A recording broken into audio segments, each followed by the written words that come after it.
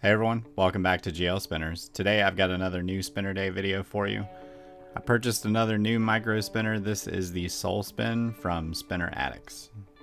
So like normal, I'll show you what it actually comes in. Comes in a nice SpinnerAddicts branded tin.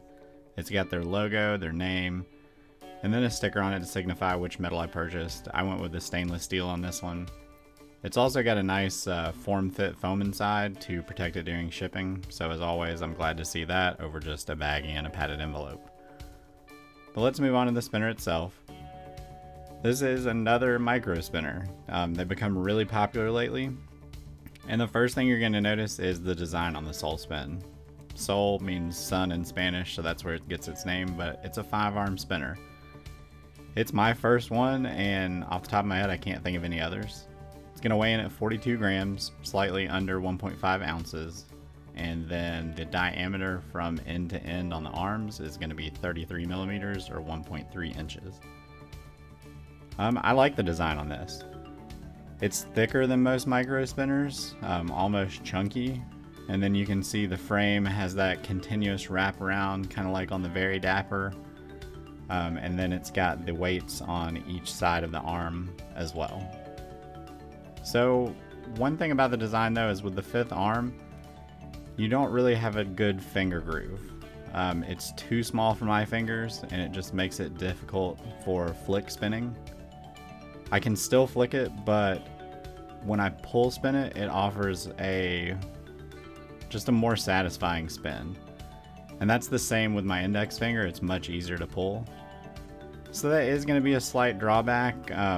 If you only like to flick spin, the design on this really limits that. But the feel in hand of this overall is nice. The machining's done well. The edges on mine are smooth, but these corners on the ends of the arms feel a little bit sharp. It's not as bad as on the X and Y Micro.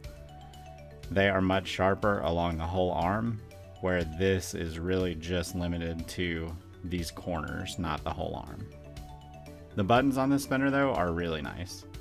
They're a good size for a micro spinner. They're really deep concave and they've got a nice chamfered edge. One thing though with them is they are blank, so there's no texture, but they're so big it goes all the way out to the edge of the arm weights, so no room for cutouts or designs like on a lot of other spinners, but that's the trade-off for the larger buttons. The most similar buttons I can compare it to are that of the Kong. They are threaded and a little difficult to get a grip on to remove, but underneath my preferred bearing system, the threaded bearing lock and an R188 bearing, pretty standard here for easy removal and maintenance. So as always, took it out of the box before the video and did some spins, and mine gets 3 minutes plus, which is a good time for a micro spinner.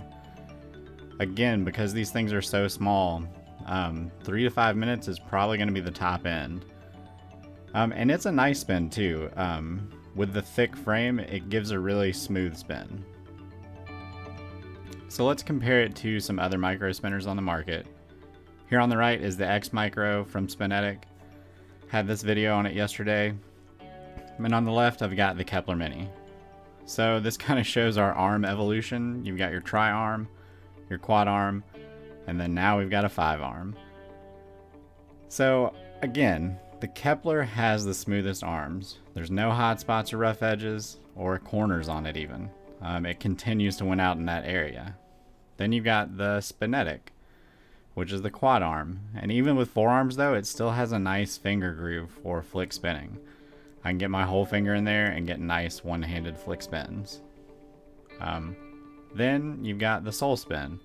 5 arms, just doesn't really work for flick spins, but pull spins and index finger fidgeting work really great on it. So it's still a really nice, satisfying spinner. Another comparison is the thickness. Like you can see here, the Soul Spin is much thicker on the arms than the other spinners. The Kepler arms are even just barely the size of the frame without the weights. So a much thicker spinner. So I mean, my first impressions on the Soul Spin, I really like it. The chunky feel of it and the extra arm make it stand out against the growing micro spinner market. I picked up the stainless steel version, but they also offer it in brass and a coated black version. They all sell for $30, so a little more expensive than some of the others in comparing it to. But I'll have a link down to SpinnerAddicts website below if you want to purchase one. And I mean, let me know what you think about it. Do you have one? How many arms is it going to be too many?